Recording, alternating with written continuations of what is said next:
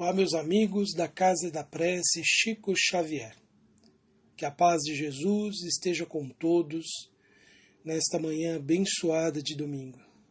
Convido todos neste momento para elevarmos o nosso pensamento a Deus, nosso Pai, Criador, Pai eterno de todo o amor, de toda a bondade.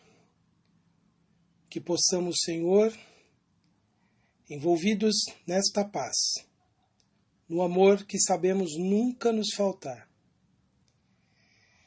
em oração, agradecer-vos, Pai, pela bênção da vida e pela oportunidade todas que temos de experimentar a vida terrena e de aprendermos mais sobre a vossa lei, Senhor.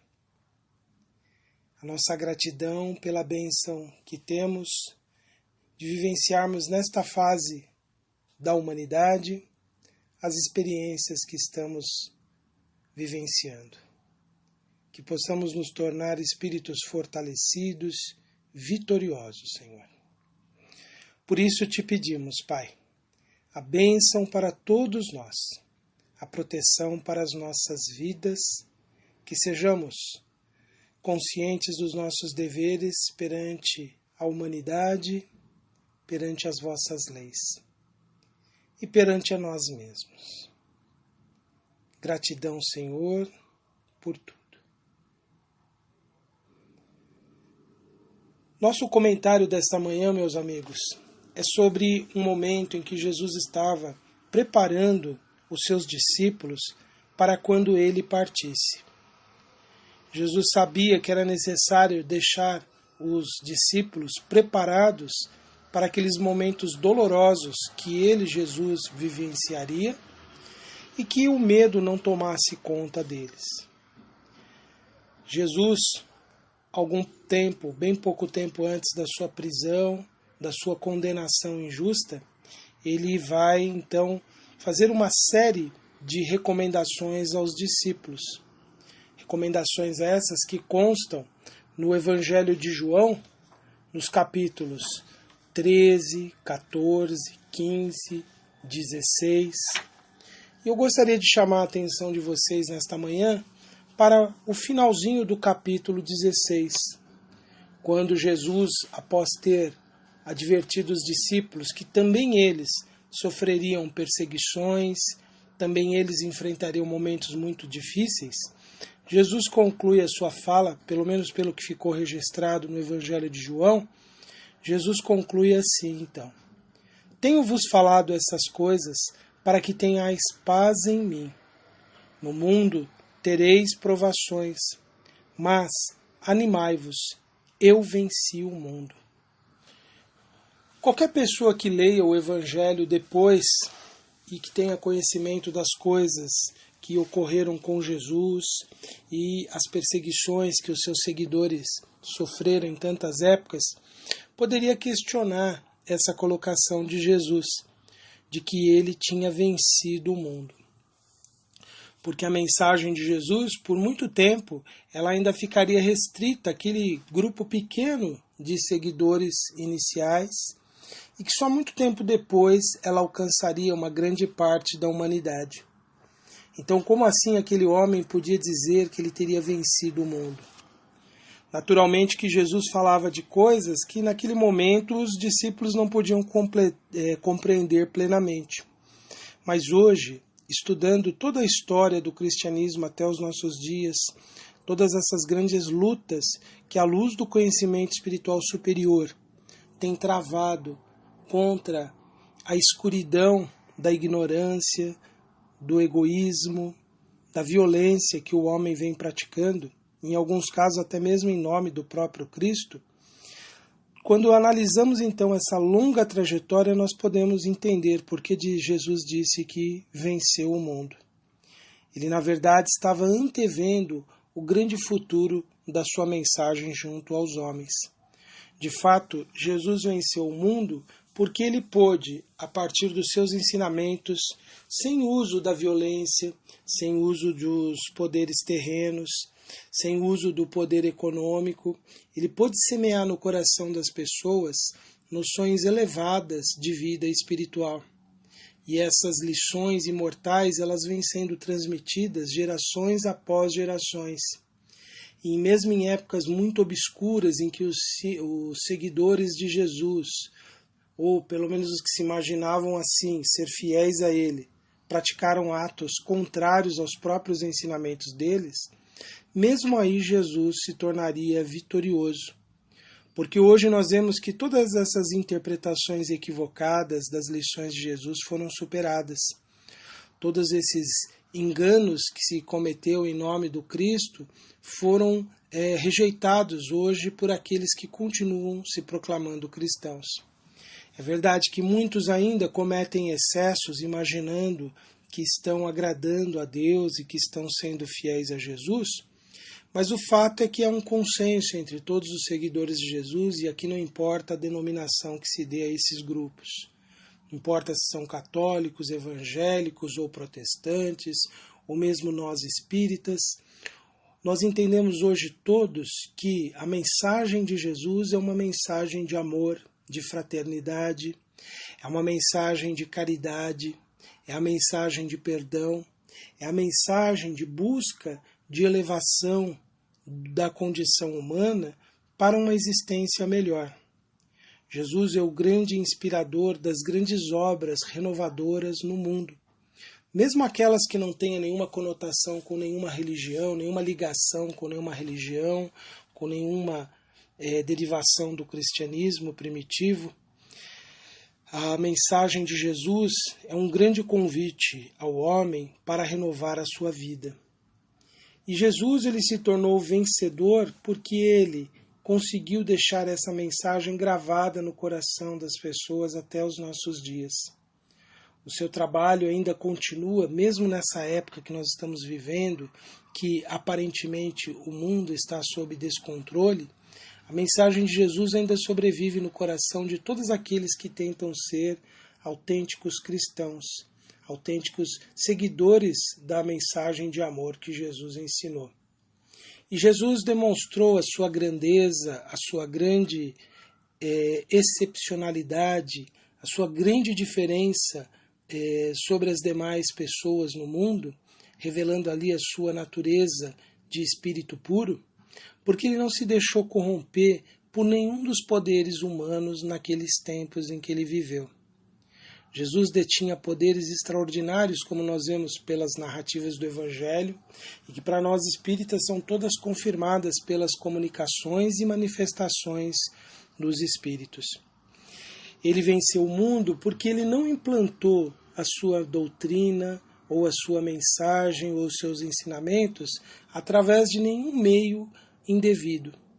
Ele não utilizou dos seus poderes para convencer e subjugar pessoas. Ele utilizou do seu poder para tentar fazer que a ideia do amor chegasse ao coração das pessoas. A ideia de perdão, a ideia de paz, de cultivo da paz. Jesus utilizou da sua grande capacidade espiritual de produzir fenômenos incríveis para transformar a vida das pessoas.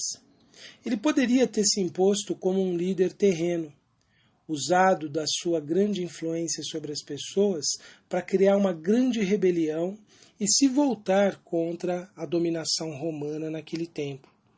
Jesus tinha condições de mobilizar as pessoas através da violência, já que ele causava um grande impacto nas massas.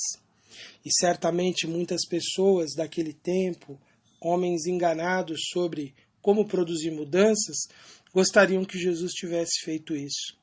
Mas, pelo contrário, Jesus viveu integralmente a mensagem que ele ensinou. E isso para nós que pretendemos ser seus discípulos, seus seguidores, ou pelo menos uma pequenina ovelha do seu rebanho, tem um significado muito especial. Nós, se quisermos realmente sermos cristãos, realmente fazermos parte dessa grande legião dos seguidores de Jesus, precisamos cultivar em nós as virtudes que o Evangelho nos indica. Virtudes de paz, virtudes de amor, virtudes de caridade, virtudes de perdão, virtudes de não violência. Somente assim nós estaremos de fato sendo seguidores de Jesus. Muitos às vezes contrariam essas ideias, alegando: e como nós vamos mudar a sociedade se não for pela força? Como nós vamos transformar o mundo se não for usando a imposição? Vejam, o homem mais poderoso que viveu sobre o mundo não utilizou do seu poder para se impor às pessoas, para transformá-las de fora para dentro. Pelo contrário, esse homem notável que viveu há quase 2000 anos atrás foi alguém que agiu de uma forma absolutamente diferente.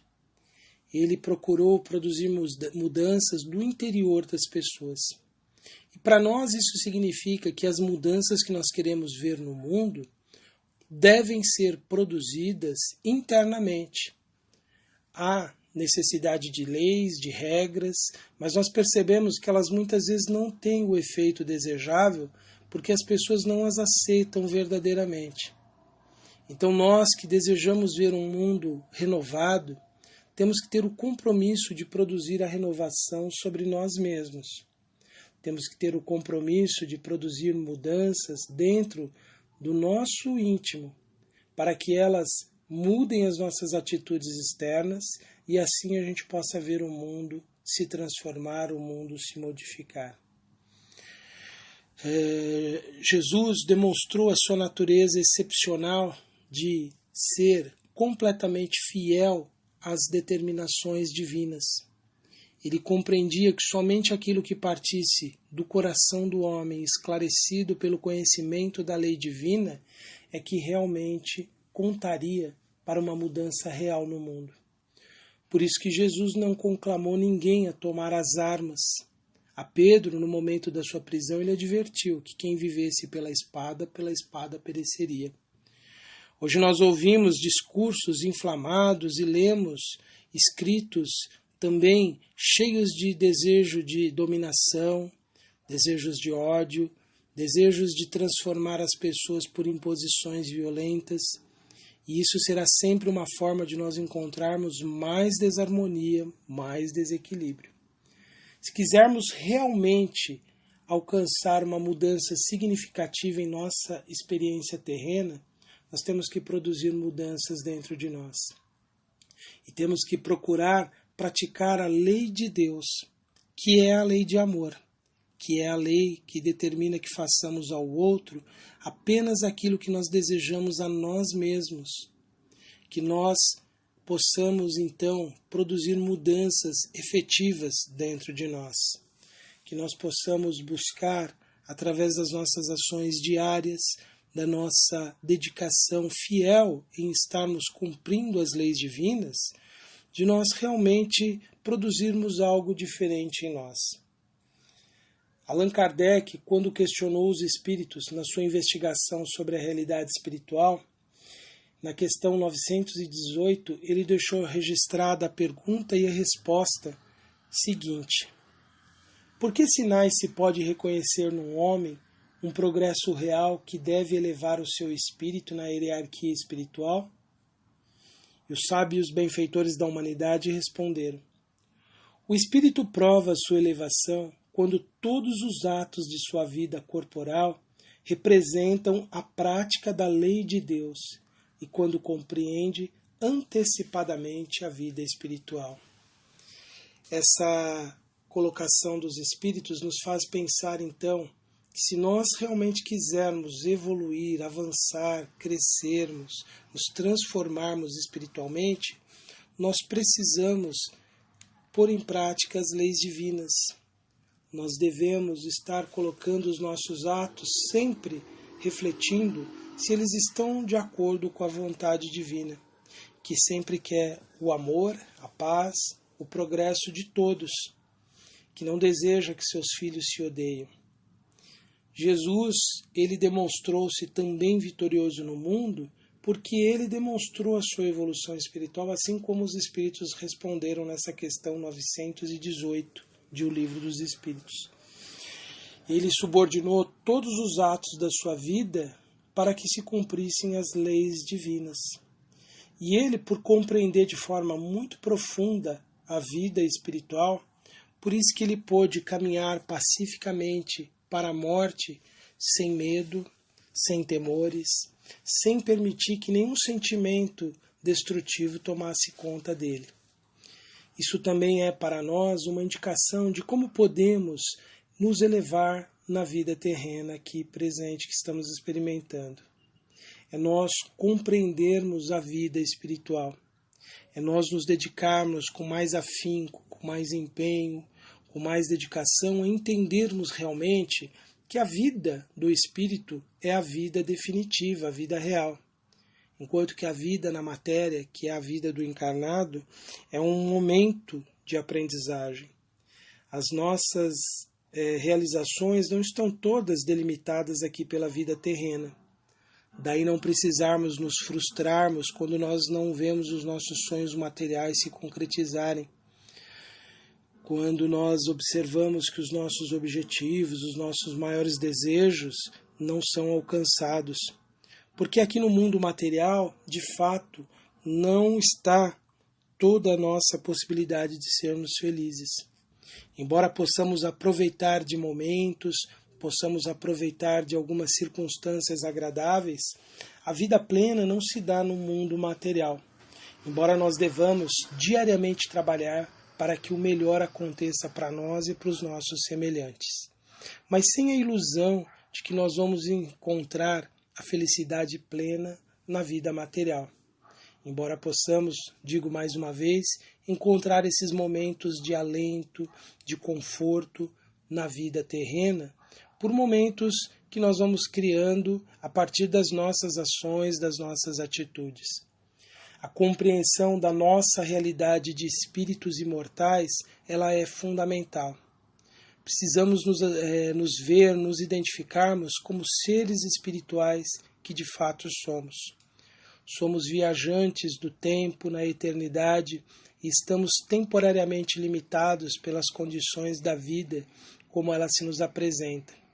Muitas vezes contrárias aos nossos sonhos, aos nossos desejos, mas da compreensão da nossa realidade espiritual virá a força para vencermos os obstáculos presentes que estamos aí enfrentando. Daí eu convido a todos a estarem permanentemente estudando a sua própria natureza espiritual, a estarmos todos nós diariamente refletindo quem de fato nós somos nessa grande caminhada evolutiva. É do autoconhecimento, é dessa compreensão de quem de fato nós somos, é que nós vamos alcançar então a lucidez que vai nos guiar em nossas escolhas e que nos levará a resultados melhores da nossa existência. É dessa forma que nós vamos alcançando a nossa elevação espiritual. De fato, nós somos espíritos ainda muito iniciantes nessa longa caminhada evolutiva. Até onde alcançarmos a condição de Jesus, teremos pela frente centenas de milhares de anos de experiências, de aprendizado, de reencarnações, até consolidarmos em nós as grandes virtudes que caracterizam os espíritos puros. E numa síntese, como os espíritos nos apresentam, o espírito puro, ele pratica a lei de Deus na sua plenitude. E ele sempre considera-se, então, como um ser espiritual. O espírito puro, ele se libertou da vida material e mesmo como encarnado, como foi com Jesus, ele sabia reconhecer-se como alguém que não pertencia ao mundo material. Nós, quanto mais nos identificarmos com as questões espirituais e menos nos associarmos ao mundo material, mais elevados estaremos sendo. Mas que isso nunca seja de uma forma precipitada, infantilizada, acreditando que a simples negativa vai dizer que já somos espíritos desprendidos da matéria. Não é bem assim. É necessário que nós vivamos bem no mundo material, bem no sentido de estarmos em paz com as condições que a vida nos apresenta, resultado da sabedoria divina, sem nos dominarmos pela revolta, nem pela ambição gananciosa, mas vivermos pacificamente as condições que nós temos experimentado, ainda que sonhando, planejando, buscando e desejando coisas materiais, mas que elas não sejam os valores mais importantes das nossas vidas. Que elas sejam realmente apenas oportunidades para o crescimento. Qualquer objetivo material que nós tivermos, que nós pensemos, isso vai me ajudar na minha elevação espiritual? Me tornará um ser humano melhor? Vai me propiciar melhores condições de compreender melhor a lei divina? Vai aclarar o meu pensamento sobre a minha natureza espiritual? Se essa realização espiritual então nos promover a essa condição, certamente ela é algo que merece o nosso empenho e a nossa dedicação. Mas se for apenas por futilidade, por egoísmo, se for apenas para que possamos ter mais e mais, acreditando numa ilusória segurança do mundo material, nós podemos descartar essa realização dos nossos objetivos e buscar aqueles outros mais elevados. Aquilo que realmente importa na vida não é tanto se nós temos ou deixamos de ter, mas sim como estamos vivenciando aquele momento em que temos ou não temos. É um momento em que o nosso melhor aflora, seja na carência ou na abastança, seja na pobreza ou na riqueza, que as nossas melhores qualidades possam aflorar, independente do momento que nós estamos vivendo a realidade material.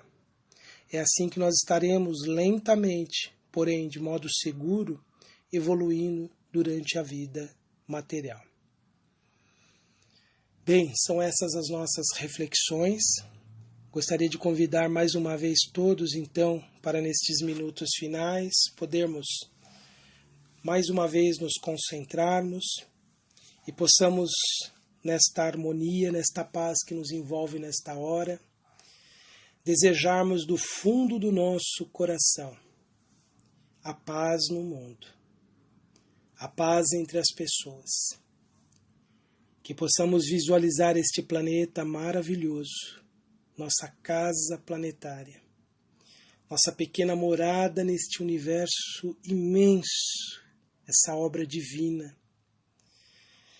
Que possamos, Senhor, imaginarmos o nosso mundo envolvido em todo o amor, em toda a paz, nesse desejo forte, Senhor, de que haja transformações nos corações de todos nós, Pai.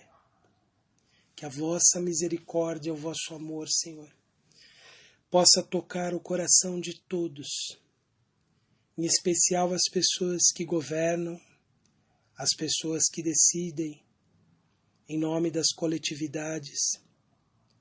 Esses nossos irmãos que encontram desafios tão grandes, Senhor, pressões tão profundas sobre suas mentes, já que há tantos interesses, grande parte deles de natureza muito inferior, pressionando-os para decisões equivocadas. Abençoa, Senhor, as vidas dessas pessoas, que elas possam ser fortalecidas no bem, Senhor. Que elas possam encontrar o desejo de acertar, que possam receber boas influências dos sábios espíritos que tentam se aproximar delas, Senhor.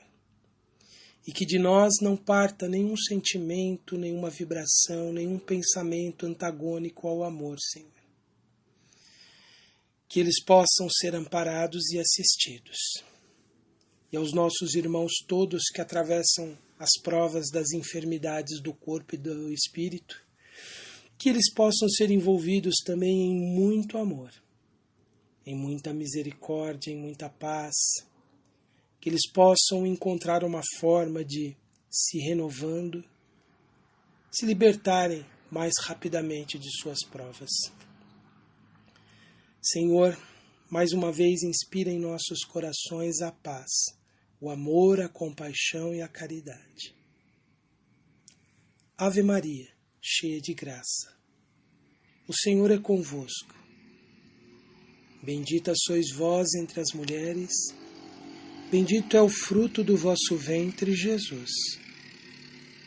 Santa Maria, Mãe de Jesus, rogai por nós, espíritos pecadores, agora e na hora de nossa morte. Pai nosso, que estais nos céus, santificado, Senhor, seja o vosso nome. Venha a nós, Pai, o vosso reino. Seja feita a vossa vontade, assim na terra como nos céus. O pão nosso de cada dia nos dai hoje. Perdoai, Senhor, as nossas dívidas, assim como nós perdoamos os nossos devedores. E não nos deixeis cairmos em tentações, mas livrai-nos de todo o mal. Que assim seja. Graças a Deus.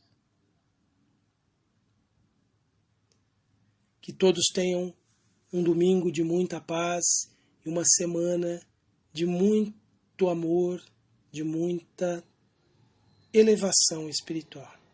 Um abraço a todos. Me baseei no capítulo 16, versículo 33 do Evangelho de João e na questão 918 de O Livro dos Espíritos.